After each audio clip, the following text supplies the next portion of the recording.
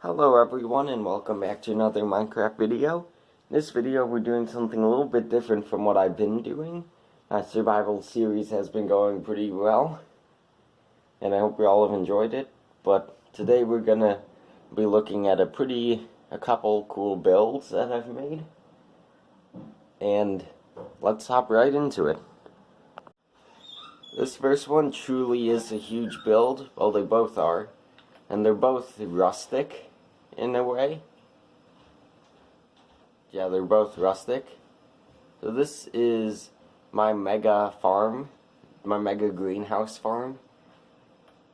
So what I've done is I've used wood to make these pillars and the arches, and then I've used stairs and slabs to decorate them. But that one's placed wrong. And something I thought I did is I thought I replaced all of this wood with stripped spruce wood instead of oak. So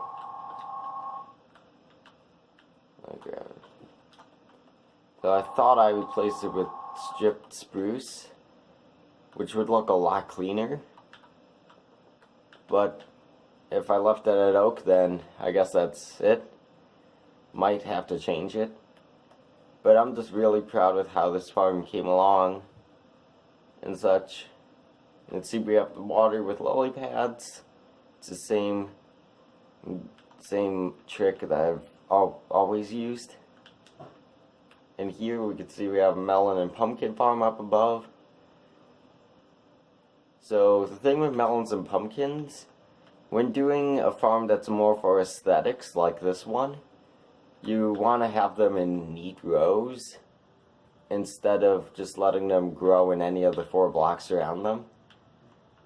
So that's why I placed them all next to them.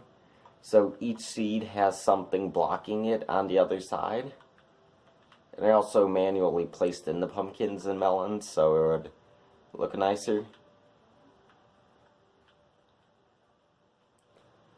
Anyways, that is the mega greenhouse farms with stained glass on top. I mimicked the curves with the stained glass and it worked out really well. So anyways, let's head to the next build. So because this next build is so large, I actually had to create most of it yesterday after the survival world old video.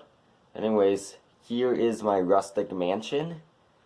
I built this last night and this morning. So this build took a while to do, but I'm so proud of it. I used spruce for the first layer. And then I used oak wood for the second layer, and then the upper bit that I added also uses oak wood. And then I used dark prismarine for the roof of it, which dark prismarine goes surprisingly well with spruce and oak wood. It goes so well with it. And then for the windows, and also the wall decorations, I guess, I used trapdoors for shutters. I just used cyan stained glass. And I used a stair and slabs combination to act as a little windowsill. And then I just placed arches for all the walls. And then for more detail, I added fences along the edges, which just looks so good. It really adds a little bit more depth, and it also helps bring the posts closer into the wall. It helps blend it in better, because fences don't take up the whole block sideways, which is really nice. There's not that many blocks that do that. But anyways, this build is just so amazing. You can see on the walls that don't have the front door, we have 2 windows. And looks like I didn't finish this one. So sorry about that.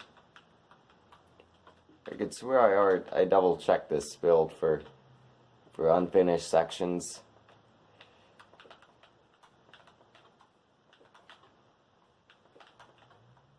And as for the interior, well, I didn't do anything in here. So if this video gets enough views on it, I'm just gonna say maybe like 30 views or so, then maybe I'll do an interior video in the future of this house. Because if you guys like it so much, then I know I'll just have to continue it and do an interior video. So I feel like it's worth mentioning, giving a couple tips on how to make houses like this. Of course, this is a rustic mansion, but there are some tips that go with nearly every house. The first one is, don't build it always in a square or rectangle format, because I've seen so many people just make box houses, and they are not the prettiest things in the world. While they may be fine for like a starter base or something, I think you just want to have a little bit more detail on them. So the first thing to do is add pillars on the corners of the blocks. So what I mean by that is, you have your wood house and it goes up and such, but don't have your wood there, because that doesn't add any depth. It's just a flat wall. Instead, place your pillars out a block, and it just looks so much better. And then another tip that's pretty useful is for roofs.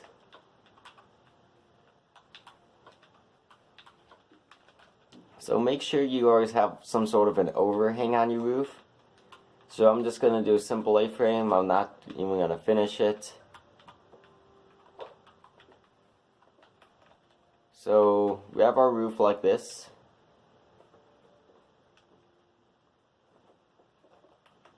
But sometimes you might want to add a little bit more depth to it, because this is in line with this post. So you can add another block that's different from it onto the edge.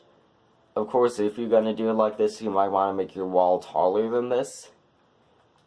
So you can see over here, I made my wall for the upper layer a bit taller behind it, so that way I could add this extra block of overhang. And that gives you 2 layers of depth underneath.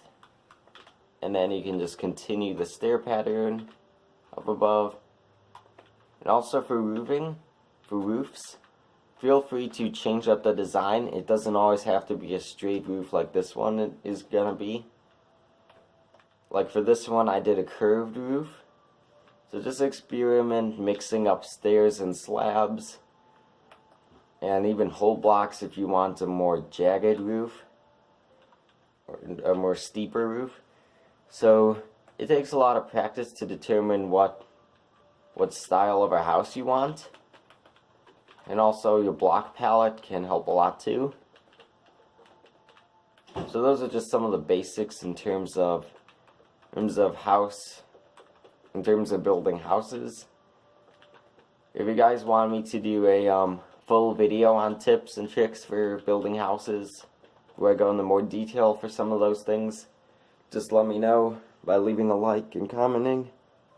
But anyways, I'm really proud of these 2 rustic builds, and I hope you guys enjoyed this video. So feel free to catch me in the next one, where I'll be back in the survival world tomorrow.